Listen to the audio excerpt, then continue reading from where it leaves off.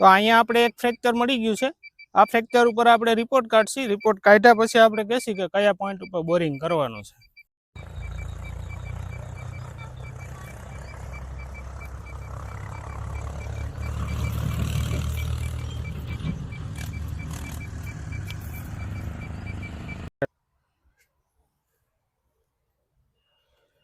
જય માતાજી ખેડૂત મિત્રો, આજે છે તારીખ 5/1/2025।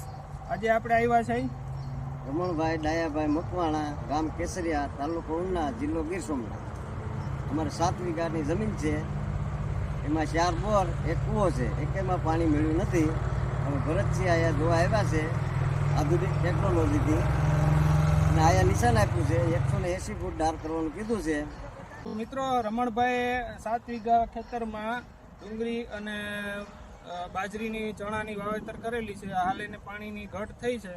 એને 4 બોર કરેલા છે, 4 બોરમાં પાણી થયું નથી, અને કૂવામાં જે પાણી છે એ થોડુંક જ છે, એટલે એને પાણી લાયક જગ્યા છે નહીં। એમાં 1 નંબરના પોઈન્ટ ઉપર સૌથી સારો એને 33થી કરીને 165 ફૂટ સુધીમાં પાણી મરવાની શક્યતા બહુ સારી છે।